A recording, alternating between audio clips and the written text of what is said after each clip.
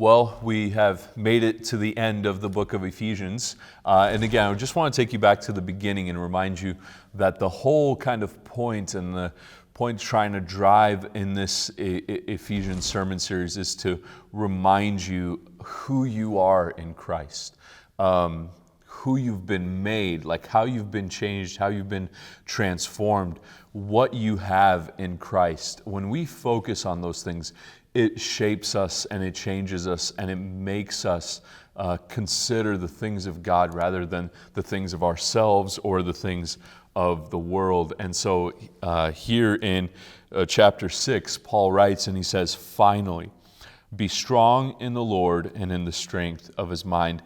Put on the whole armor of God that you may be able to stand against the schemes of the devil." Right? And so he's going, here's my final underlining under all of this. He's going, put on the whole armor of God. He says after this, in the verses below, he goes, and stand firm. And he's not saying stand firm within your belief or within your ability to nail it or within your following. He's going, stand firm with the whole armor of God. And there's a lot to dive into, and I encourage you to dive into each one of the armors and discuss among yourselves what that looks like practically. But I just want to give this to you, that all of those things are the blessings that we have been talking about for these past weeks and past months that we've been going over the sermon series. The whole armor of God is Jesus himself, right? This kind of helmet of salvation, breastplate of righteousness, shield of faith, all of that is pointing to Jesus. All of that, the strength to be able to stand is only through faith in Jesus, that he is in control, that he is sovereign, that he has loved me, saved me, rescued me. There's a lot of things in this world that can, like if our faith is in anything but Christ, it's going to crumble. Because what can you put your hope in that can ultimately sustain you when difficulty comes? You can try to put your hope in, let's say, family, but that can be taken from you. You can try to put your hope in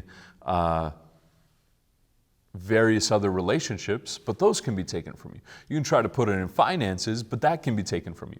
You can try to build up some kind of security or some kind of wall or some kind of home that makes you feel secure, but that can be taken from you. Everything. We can try to put our hope in ourselves, and that can be taken from us.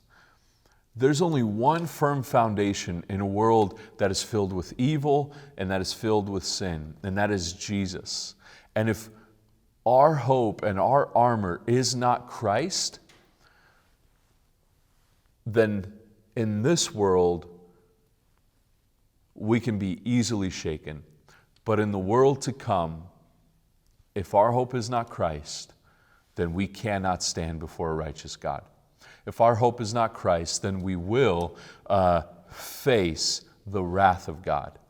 And so we can think about just this world and go, man, everything's shaky.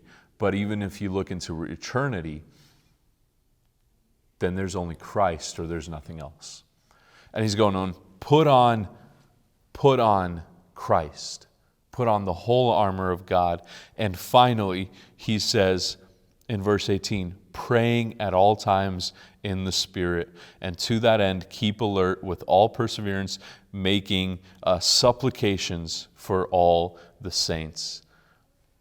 In verse 17 and verse 18, and finishing off in verse 19, you can read those and you can see that the underlining foundation of the armor of God, why the armor of God is given to you, is so that you might be able to pray. That's the point of the armor of God. It is given to you so that you could pray, and that's where the warfare happens. By yourself, in prayer, with God.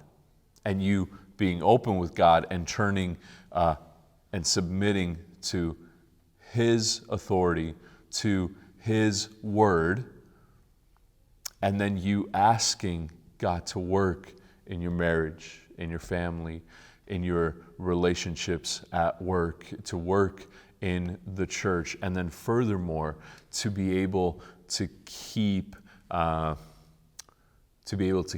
you, and then this kind of spiritual aspect of being faithful to Jesus, loving Jesus, growing in that. All of that is found in prayer. That's the foundation of it.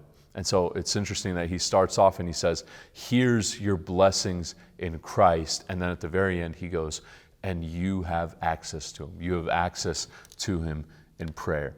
And so I would go through these various different, right, shield of faith, helmet of salvation, this armor of God, and look very intently and go, how does this apply, and where do I see this, and how does this reflect who Jesus is? I would look through that and then discuss it among yourselves. It's been a great sermon series. It's been great going through the book of Ephesians, and so blessings to you, and have a great discussion.